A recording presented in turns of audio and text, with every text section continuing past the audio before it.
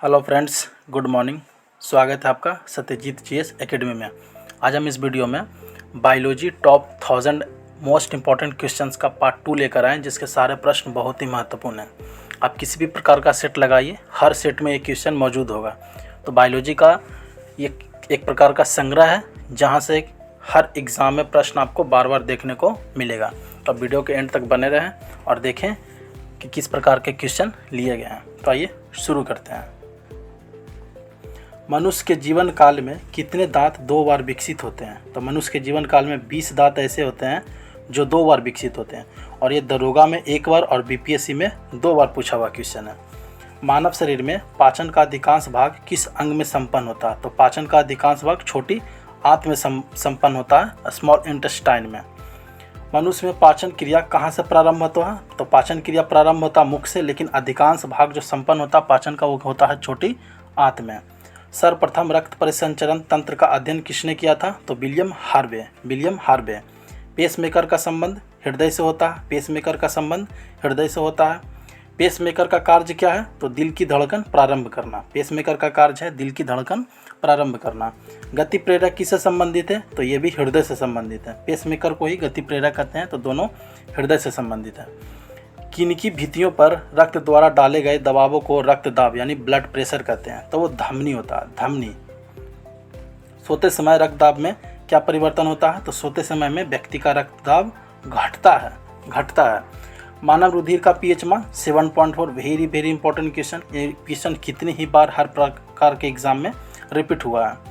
मानव रक्त प्लाज्मा में प्रायः पानी का प्रतिशत कितना होता है? तो ये 80% होता है, 80 से 90% के बीच में होता है। रक्त में पाई जाने वाली धातु होती है लोहा। रक्त में पाई जाने वाली धातु लोहा होता है।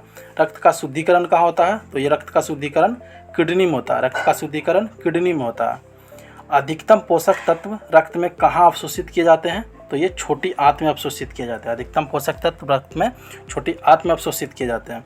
लार में कौन सा एंजाइम पाया जाता है? टाइलिन। लार में टाइलिन। Very important question.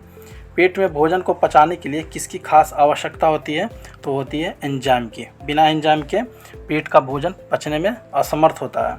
लार किसके पाचन में सहायक होता है? स्टार्च के। लार किसके पाचन में सहायक है? स्टार्च के। मानव के आमाशय में अम्ल X उत्पन्न होता है जो भोजन के पाचन में सहायता करता है। तो X क्या होगा? तो हाइड्रोक्लोरिक अम्ल HCl। ये खुद दरोगा में 2 बार क्वेश्चन पूछा हुआ है। क्रेब्स चक्र किसके संश्लेषण में सहायक होता है? तो पाइरुविक अम्ल। मानव शरीर में खून के शुद्धिकरण की प्रक्रिया को क्या कहते हैं? तो उसे डायलिसिस कहा जाता है, डायलिसिस। पेप्सिन बदल देता है प्रोटीन को पॉलीपेप्टाइड में, और ये वेरी इंपॉर्टेंट क्वेश्चन है। पाचन क्रिया में प्रोटीन किस पदार्थ में बदल जाते हैं? तो पाचन क्रिया में प्रोटीन एमिनो अम्ल में बदल जाते हैं, और मानव शरीर के लिए 20 एमिनो अम्ल बहुत ही महत्वपूर्ण होता है। आवश्यक एमिनो अम्ल की संख्या 20 होती है। वह अंग कौन सा है जो मानव शरीर में ग्लाइकोजन के रूप में कार्बोहाइड्रेट का जमा करता है? तो वो है यकृत। बढ़ते हैं आगे। अधिक ऊंचाई पर मानव शरीर में आरबीसी यानी लाल रक्त कणिकाएं की संख्या में वृद्धि होती है, यानी संख्या बढ़ जाएगी। मानव रुधिर में कोलेस्ट्रॉल का समान स्तर कितना होता है? 140 से 180 mg। 140 से 180 mg। यदि किसी व्यक्ति की रुधिर वाहिकाओं की त्रिज्या कम हो जाए तो उसका रक्तदाब बढ़ेगा। और वेरी इंपॉर्टेंट क्वेश्चन है ये।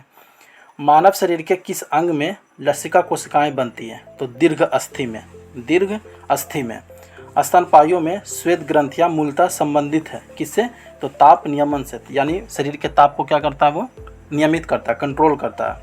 मानव हृदय में कक्षों की संख्या 4 होती है, 4 चैम्बर होते हैं मानव हृदय में, 4। मधुसूदनी जिसे कि इंसुलिन कहते हैं, एक अंतःस्रावक है, ग्लाइकोलिपिड है, एक प्रकार का ग्लाइकोलिपिड है। मानव शरीर में पैर की हड्डियाँ फिबुला और टिबिया है। मानव शरीर में क्वेश्चन आता है कि फिबुला और टिबिया किसकी हड्डी है? तो पैरों की हड्डी है। गर्भाशय के लिए वैकल्पिक शब्द क्या है? यूट्रस। गर्भाशय के लिए वैकल्पिक शब्द यूट्रस है। हीमोग्लोबिन की अधिकतम बंधुता ऑक्सीजन के लिए होती है। हीमोग्लोबिन की अधिकतम बंधुता ऑक्सीजन के लिए होती है। कौन सी ग्रंथि सेक्स हार्मोन स्रावित करती है? तो एड्रिनल ग्रंथि जिसे लड़ो या उड़ो हार्मोन भी कहते हैं। मानव शरीर में हार्मोनों में कौन सा रक्त कैल्शियम और फॉस्फेट की विनियमित करता है?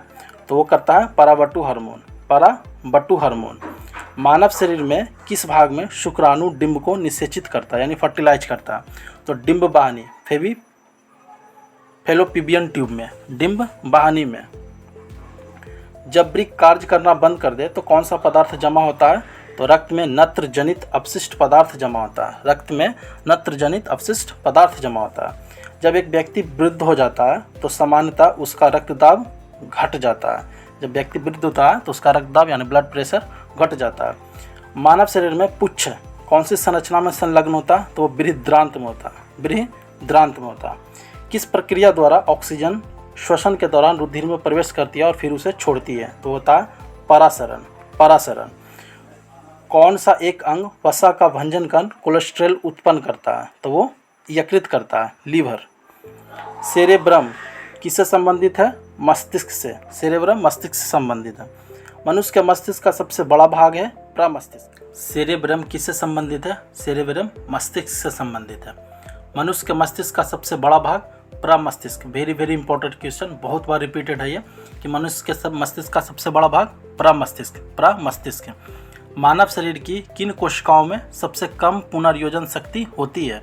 सबसे कम पुनर्योजन शक्ति मस्तिष्क में ही होती है, माइंड में, मस्तिष्क कोशिकाएं में। शरीर में सबसे बड़ी अंतःस्रावी ग्रंथि कौन सी है? तो अबटू ग्रंथि। शरीर में सबसे बड़ी अंतःस्रावी ग्रंथि अबटू ग्रंथि। कौन सा हार्मोन लड़ो और उड़ो हार्मोन कहलाता है? तो वो एड्रेनालिन हार्मोन कहलाता है। इंसुलिन क्या है? एक प्रकार का हार्मोन है। इंसुलिन एक प्रकार का हार्मोन है। कौन सा पदार्थ मानव शरीर में सबसे अधिक कठोर होता है? तो वह दंतवलक होता है। दंतवलक मानव शरीर में सबसे अधिक कठोर होता है। किस कोशिका से इंसुलिन स्रावित होती है? तो बीटा कोशिका। Very important question. बीटा कोशिका से इंसुलिन स्रावित होती है। इंसुलिन उत्पादित होता है किसके द्वारा? पैनक्रियाज के द्वारा। इंसुलिन पैनक्रियाज के द्वारा उत्पादित होता है।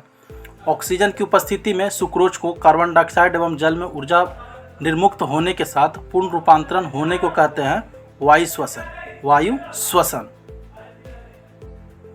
हमारी छोड़ी हुई सांस की हवा में कार्बन डाइऑक्साइड की मात्रा लगभग कितनी होती है? तो वो 4% होती है। कार्बन डाइऑक्साइड की मात्रा 4% होती है। हृदय वंचित है ऐच्छिक पेशी से। मनुष्य में त्वचा किस स्थान पर सबसे अधिक मोटी होती है? तो हमारे तलवे पर त्वचा सबसे अधिक मोटी होती है। मानव शरीर का सबसे बड़ा अंग कौन सा है? तो मानव शरीर का सबसे बड़ा अंग फेफड़ा है। फेफड़ा नहीं, त्वचा होगा। मानव शरीर का सबसे बड़ा अंग त्वचा होगा, त्वचा। मानव त्वचा को रंग देने वाला वर्णक कौन होगा? मेलानिन। मानव त्वचा को वर्णक कौन देता है? मेलानिन। कंडरा जिसको टेंडन कहते हैं किसको जोड़ता है? पेशी को हड्डी से टेंडन या कंडरा जोड़ता है। वेरी इंपॉर्टेंट क्वेश्चन, बहुत बार रिपीटेड है। मानव शरीर में कौन सी ग्रंथि ऐसी है जिसका संबंध शरीर की उत्तेजना से है? तो वो है अधिवृक्क ग्रंथि। आदमी के कंठ के किस भाग में अबटू यानी एडम्स एप्पल कहा जाता है? तो कहा जाता है थायराइड उपास्थि को। मानव का मस्तिष्क लगभग कितने ग्राम का होता है? तो 1350 ग्राम का।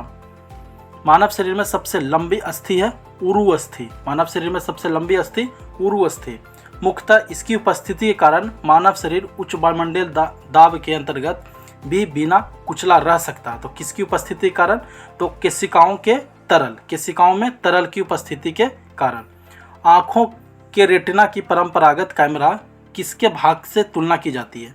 तो वो फिल्म के भाग से तुलना की जाती है, फिल्म। रक्त जमने में किस तत्व की मुख्य भूमिका होती है? तो कैल्शियम की। रक्त जमने में कैल्शियम की मुख्य भूमिका होती है। मनुष्य में सामान्य निर्जन यानी फास्टिन रुधिर शर्करा प्रति 100 मिलीलीटर रुधिर कितना होता है? तो 80 से लेकर के 100 mg।